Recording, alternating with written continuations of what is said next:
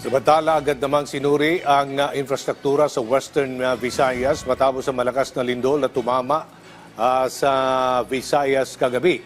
Si Marian Grace Hereneta ng Radyo Pilipinas Iloilo sa sentro ng balita.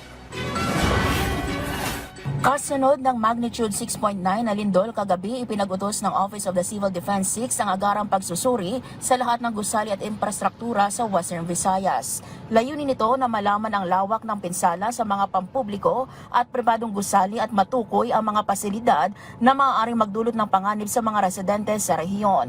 Dahil din sa safety inspection, pansamantalang sinuspende ang operasyon ng Department of Labor and Employment o DOLE Region 6 ngayong araw. At para matiyak na tuloy-tuloy ang serbisyo ng kagawaran, nagpapatupad ng work from home arrangement sa mga empleyado hanggang sa pagbabalik ng normal na operasyon nito. Kaninang umaga naman, balik operasyon na ang Iloilo City Hall matapos ang isinagawang inspeksyon ng Office of the Building Official, Facility Conservation Office at City Engineer's Office sa City Hall Main at Annex Buildings. Siniguro rin ng Iloilo City LGU na patuloy silang nakamonitor sa sitwasyon para matiyak ang kaligtasan ng lahat ng residente nito. Mula sa Iloilo City para sa Integrated State Media, Marian Grace Hereneta kasama si Paul Tarosa ng Radyo Pilipinas, Radyo Publiko.